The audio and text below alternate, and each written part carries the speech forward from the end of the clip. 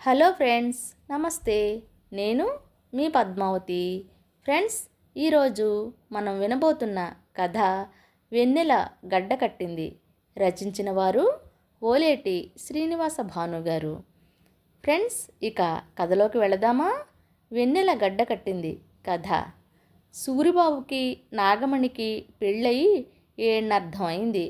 ఆనాటి నుంచి నాగమణి ఫలానాది కావాలి అని అడిగింది లేదు, పంతాలకు పోయి అలిగింది లేదు. ఆవిడ అడక్కముందే అరచేతిలో పెట్టేవాడు సూరిబాబు.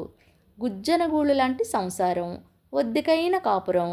ఏడాది మీద 6 నెలలు ఇట్టే గడిచిపోయాయి.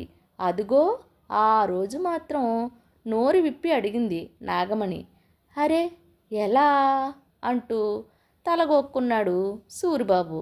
ఆవిడ కోరిక తీర్చే మార్గం కోసం ఎలా ఎలా అని ఆలోచిస్తూ ఆరా తీస్తూ దిక్కుతోచక దారి కానక తల పట్టుకున్నాడు. 6 రోజుల పాటు అలా తల పట్టుకునే నైట్ డ్యూటీలు చేశాడు అసిస్టెంట్ స్టేషన్ మాస్టరు సూరిబాబు. అతను పనిచేస్తున్న స్టేషను పట్నం కాదు, కనీసం 25 గడపలున్న పల్లె కూడా దగ్గరలో లేదు. అది సింగిల్ లేన్ సెక్షన్లోని ఓ జంగిల్ స్టేషన్. కాకపోతే కరెంటుకి నీటికి ఇబ్బంది లేదు. దగ్గరలో నది, దూరంగా జల విద్యుత్ కేంద్రం ఉన్నాయి. సో మీకు ఎలాంటి ప్రాబ్లమ్స్ ఉండవు. పైగా కొత్తగా పెళ్ళయిందంటున్నారు. హ్యాపీగా వెళ్ళి ఆ స్టేషన్లో జాయిన్ అయిపోండి. వెళ్ళగానే క్వార్టర్స్లో కాపురం పెట్టేయండి. హనీమూన్కి వెళ్ళినట్లుంటుంది. ఏడనర్థం క్రితం సూరిబాబు చేతిలో పోస్టింగ్ ఆర్డర్స్ పెడుతూ డివిజన్ ఆఫీస్లోని పర్సనల్ బ్రాంచ్ క్యాడర్ క్లర్క్ అన్నాడు. అప్పుడే ఫ్రెష్గా రిక్రూట్ అయిన సూరిబాబుకి అంతా గందరగోళంగా ఉంది. ఏ స్టేషన్ ఎలాంటిదో, ఎక్కడ సులువుగా నెట్టుకురావచ్చో ఐడియా లేదు. ఏఎస్ఎం ట్రైనింగ్ అవుతున్న రోజుల్లో మిగిలిన డివిజన్ల వాళ్ళు తన డివిజన్ గురించి జోకులు వేసుకునేవాళ్ళు. అడవుల్లో బతకాలి బాబు, కందమూలాలు కసరకాయలు తినాలి అనేవాళ్ళు. రైల్వేలో అడుగు పెడుతూనే ఆనుపానులు తెలుసుకున్న ఆ స్మార్ట్ ఫెలోస్ తెలివితేటలతో పాటు ఇన్ఫ్లుయెన్స్ కూడా ఉన్నవాళ్ళు. అందుకే మంచి మంచి డివిజన్లు కొట్టేసి సూరిబాబుని అడవి డివిజన్లోకి పంపించేశారు. సూరిబాబు రైల్లో ప్రయాణాలు చేశాడు తప్ప రైల్వే బతుకుల గురించి బొత్తిగా తెలియనివాడు. డిగ్రీ పాస్ అయ్యాక 2 ఏళ్ళు ఖాళీ. ఆ రోజుల్లోనే రైల్వే సర్వీస్ కమిషన్ ప్రకటన. సూరిబాబు పరీక్ష రాశాడు, ఇంటర్వ్యూకి వెళ్ళాడు. సెలక్షను, ట్రైనింగు, ఏడాది తిరగగానే పోస్టింగ్ ఆర్డర్ అందుకుంటున్నప్పుడు క్లర్క్తో తన గోడు వెళ్ళబోసుకున్నాడు. సరిహద్దుల్లో సైనికులు పనిచేయడం లేదా? గో అహెడ్, జాయిన్ అయిపోండి. పిల్లా పీచు లేరు కదా, ఎంజాయ్ చేయండి అంటూ క్యాడర్ క్లర్కు ధైర్యం చెప్పాడు.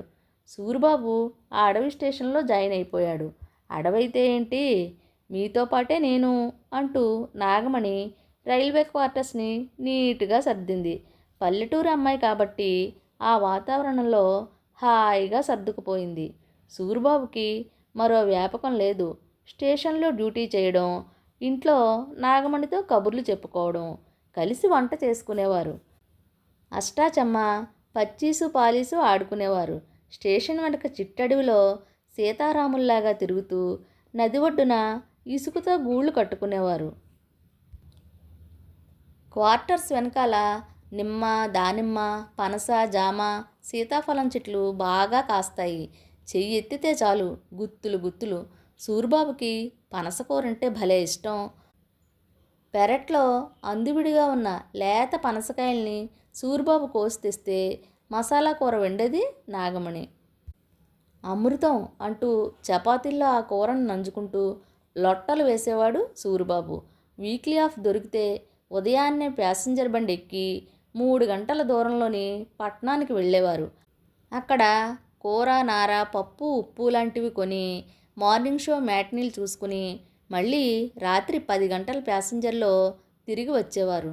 ఈ సరదాలు సంతోషాలు నాగమణి అడిగితే సూరిబాబు తీర్చినవి కావు. అసలు ఏనాడు ఆవిడ నోరు విప్పి అడగనూ లేదు. అలాంటి నాగమణి ఆ రోజు మాత్రం ఏమండి అంటూ మనసారా అడిగింది. విన్న సూరిబాబు కరిగిపోయాడు. ఆవిడ చెంప మీద ముద్దు ఆడుతూనే మరో చెంప ఆలోచించాడు. నాగమణి కోరిక తీర్చే మార్గం కోసం అన్వేషించాడు. తెలిసిన వాళ్ళని వాకపు చేశాడు. ఊహూ, ఫలితం లేకపోయింది. నాగమణి కోరిక తీరలేదు. కాదు కాదు, నేను తీర్చలేదు. సూరిబాబుకి దిగులు పట్టుకుంది. నాగమణి చీరలడిగిందా, నగలడిగిందా? ఆఫ్టర్ ఆల్ ఓ స్మాల్ విష్, చిన్న కోరిక. సూరిబాబు ఉంటే వేరేది అక్కర్లేదనే నాగమణి ఆ ఒక్కటి అడిగింది.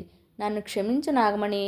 6 రోజుల పాటు వరుసగా నైట్ డ్యూటీ చేసి 7వ రోజు రెస్ట్ తీసుకోకుండా పట్నం వెళ్ళి వట్టి చేతులతో తిరిగొచ్చిన సూరిబాబు నాగమణిని తన చేతుల్లోకి తీసుకుని కంట తడి పెట్టుకున్నాడు. నాగమణి కంగారు పడింది. పెనిమిటికి ఏం చెప్పాలో, ఎలా ఓదార్చాలో ఆవిడికి అర్థం కాలేదు. అంతలో వీధి తలుపు చప్పుడైంది. సూరిబాబు తలుపు తీశాడు.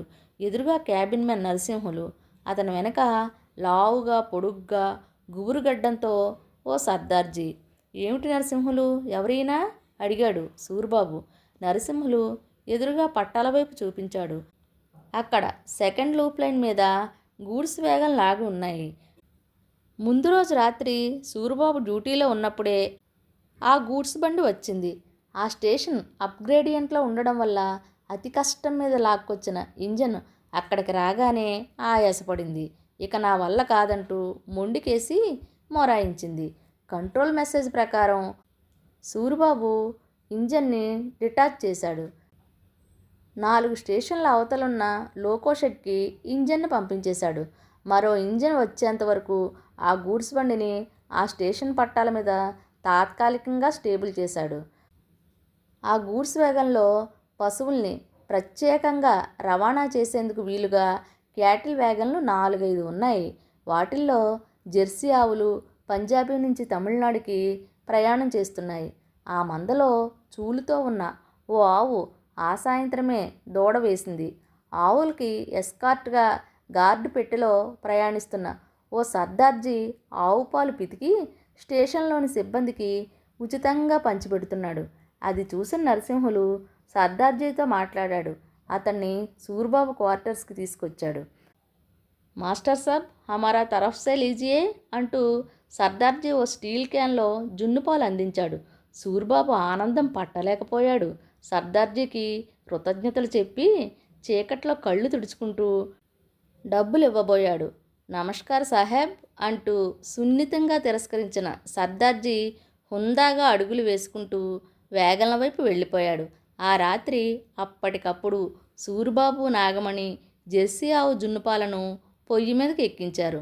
ఆవిరిలో జున్ను ఉడుకుతుంటే యాలకుల వాసనతో ఆ రైల్వే క్వార్టర్సు గుమ్మెక్కిపోయింది.